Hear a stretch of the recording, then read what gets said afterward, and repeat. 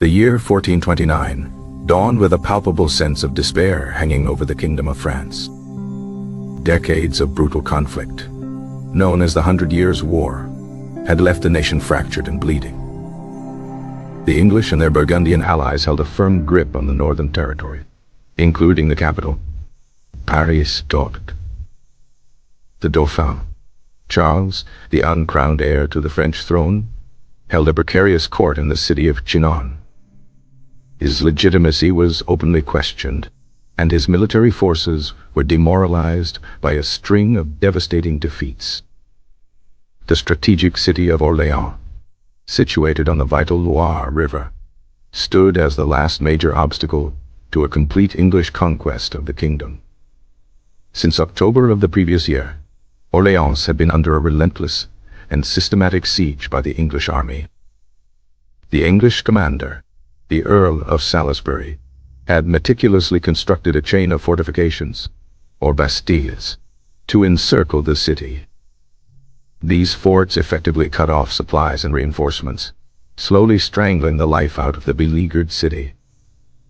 The citizens of Orléans endured months of starvation, their spirits worn thin by constant cannon fire and the specter of inevitable surrender.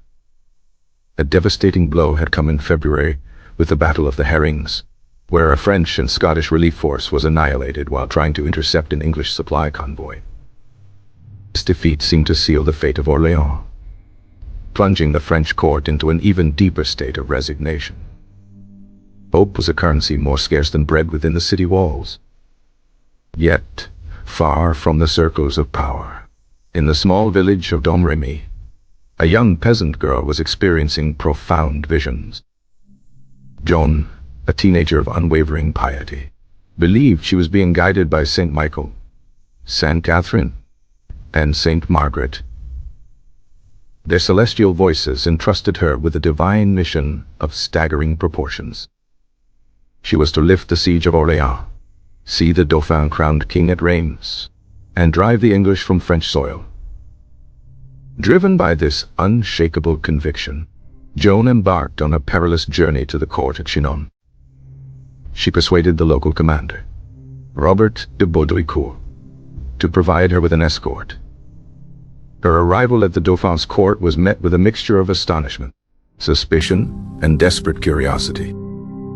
Charles, to test her, disguised himself among his courtiers, but Joan, who had never seen him, identified him without hesitation. This act, seemingly miraculous, began to chip away at the court's hardened cynicism.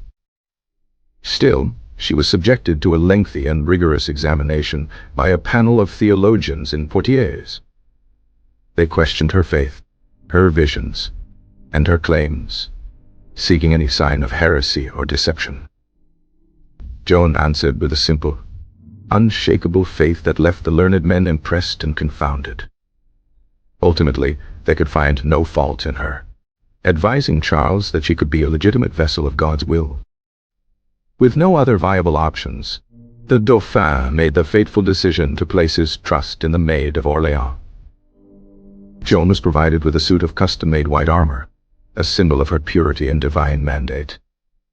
She was also given a banner, a white standard painted with the image of Christ in judgment, flanked by angels.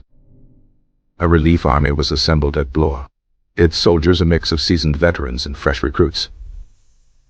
The veteran commanders, like Jean de Dunois, the bastard of Orléans, were initially skeptical of this young, female commander. Before marching, Joan dictated a letter to the English commanders, demanding they surrender in the name of God. Her missive was met with derision and insults from the English, who dismissed her as a witch or harlot. On April 29th, under Joan's guidance, the relief force successfully entered Orléans, avoiding the main English positions. She arrived not as a warrior, but as a spiritual leader, bringing with her vital supplies and a renewed sense of divine favor. The people of Orléans greeted her with ecstatic celebration, saying her as a living saint, sent for their salvation. Her presence had an immediate and electrifying effect on the morale of the French garrison. The weary and fatalistic soldiers were suddenly filled with a new, aggressive spirit. Joan, however, was frustrated by the cautious tactics of the established French commanders. They favored skirmishes and defensive maneuvers, while she advocated for direct, decisive assaults.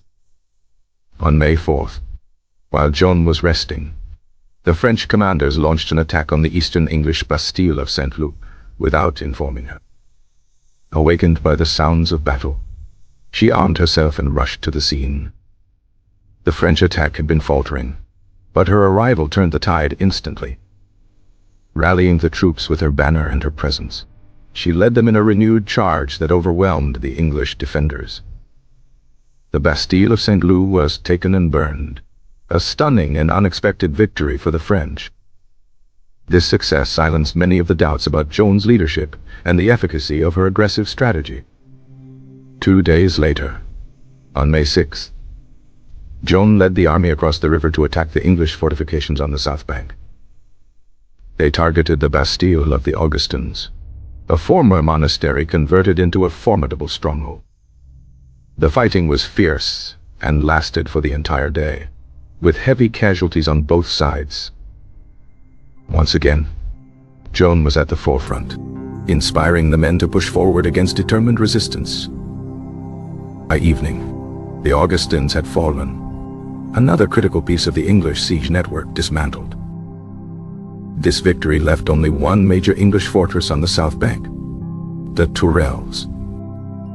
The Tourelles was a powerful stone gatehouse that controlled the city's main bridge, connected to the south bank by a drawbridge. The French War Council advised caution, suggesting they wait for reinforcements before attempting such a difficult assault. Joan, however, insisted that they must attack the next day, proclaiming that she had a divine mandate to do so. On the morning of May 7th, the assault on the Tourelles began. The French forces attacked the boulevard, an earthwork outwork that protected the main fortress. The English defense was ferocious, raining down arrows, stones, and cannonballs on the attackers.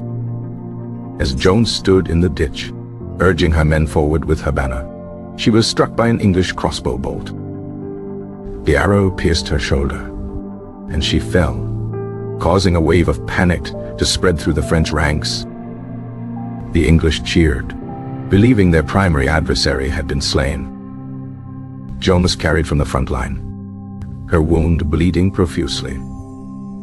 She pulled the arrow out herself, after a moment of prayer, refused to be taken to the rear. The French attack had stalled, and Dunois was considering sounding the retreat for the day. But Joan returned to the battlefield, her wound bandaged, her spirit unbroken. She told her men that the fortress would be theirs, and that they should watch her banner. When her banner touched the wall, she promised they would be able to enter. Her reappearance had a miraculous effect on the French soldiers, who saw it as a sign of God's favor. They launched a final, desperate assault with renewed vigor and courage. A French soldier carried Joan's banner to the edge of the ditch, touching the base of the boulevard. At that moment, the French swarmed over the defenses, their morale completely restored. The English defenders of the boulevard, panicked and broken, retreated towards the main gatehouse of the Tourelles. The French had prepared a fire ship, a barge filled with flammable materials, and sent it under the wooden drawbridge. The bridge caught fire and collapsed, sending the English commander, William Glasdale, and his knights plunging into the Loire to their deaths. The French forces from the city had also repaired a section of the main bridge, allowing them to attack the Tourelles from the rear. Caught between two attacking forces, and with their leadership gone, the remaining English garrison was quickly overwhelmed. The Tourelles, the linchpin of the English siege, had fallen. The victory was total and absolute, a stunning reversal of fortune. The bells of Orléans churches rang out through the night, celebrating the miraculous victory. The following morning, May 8th, the remaining English forces on the north bank emerged from their fortifications. They drew up in battle formation, facing the French army that had assembled outside the city walls. Joan, however, forbade a French attack, as it was a Sunday. She instead had an altar brought to the field, and a mass was celebrated in view of both armies. After a tense standoff that lasted for about an hour, the English army turned its back. Without their southern forts and with their morale shattered, they had no choice but to abandon the siege. The Siege of Orléans, which had lasted for 7 months, was officially over. The victory was a staggering military and psychological turning point in the 100 Years' War. It was the first major French victory in over a decade, shattering the myth of English invincibility. The holy victory at Orléans validated Joan's mission in the eyes of the French people and the army. It infused the French cause with a renewed sense of hope, purpose, and divine sanction. The path was now clear for Joan to lead the army on the Loire campaign, clearing the remaining English strongholds in the region. This string of victories would culminate in the coronation of Charles VII at Reims Cathedral, fulfilling the second part of Joan's divine promise. Liberation of Orléans remains a celebrated event, a testament to the power of faith and the impact of a single, determined individual. The English commanders were left stunned, unable to comprehend their sudden and complete defeat. They had underestimated not only the resilience of the French, but the power of their newfound inspiration. Joan's methods were unconventional, prioritizing spiritual morale and swift action over cautious, conventional warfare. She fought not just with swords and arrows, but with symbols, prayers, and an unshakable belief in victory. The soldiers who followed her believed they were part of a holy crusade, which made them fearless in battle. The English, in contrast, began to fear her, seeing her not as a saint but as a powerful witch. This fear became a weapon in itself, eroding the confidence that had been their greatest asset. The strategic importance of the victory cannot be overstated. It secured the Valois heartland south of the Loire. It allowed the Dauphin to consolidate his power and begin the long process of reunifying his kingdom. The news from Orléans spread like wildfire across France, inspiring pockets of resistance and renewed loyalty to Charles. For the English, it was the beginning of the end of their ambitions to place an English king on the French throne. The tide of the 100 Years' War had turned, decisively and irreversibly, in a matter of days. The memory of the siege would be forever etched into the identity of the city of Orléans. Joan's white banner, a symbol of holy purpose, had triumphed over the Red Cross of St. George. The victory was a profound testament to the unpredictable nature of history. A single peasant girl had succeeded where seasoned generals and noble lords had failed. Her faith had moved not mountains, but armies, and reshaped the destiny of a nation. The English retreat was orderly but somber, a stark admission of their defeat. They left behind their sick and wounded, along with a vast quantity of supplies. The French soldiers watched them go, a sense of disbelief mixing with their elation. Inside the city, the celebrations continued for days, a wreath of months of pent-up fear. Joan of Arc was hailed as the savior of Orléans, her name spoken with reverence. The veteran commanders now looked to her not with skepticism, but with genuine awe. Her divine guidance was no longer a matter of debate. It was a proven reality. The victory had been achieved with remarkably few French casualties in the final assaults. This was seen as further proof of God's protection over their cause. The English had lost not just a strategic position, but their psychological dominance. The aura of invincibility that had surrounded them since Agincourt was gone. The French now believed that they could not only resist, but actually win. The road to Reims, the traditional site of French coronations, now seemed possible. Crowning the Dauphin was essential to solidifying his claim against the English-backed monarch. Orléans was the first, and most crucial, step on that journey. The battle had been a brutal, close-run affair, decided by the narrowest of margins. Without Joan's intervention, the city would have undoubtedly fallen. Her leadership provided the critical catalyst for the French victory. She had transformed a demoralized garrison into an unstoppable force. The holy victory at Orléans would echo through the centuries. It became a foundational story in the narrative of the French nation. A story of how faith and courage could triumph against impossible odds. The English army's retreat was a spectacle of fallen pride. Their commanders struggled to explain the defeat to their superiors in Paris. How could a peasant girl have undone the work of their finest generals? The psychological impact on the English soldiers was profound. They were now fighting not just men, but a perceived holy force. This fear would hamper their effectiveness in the battles to come.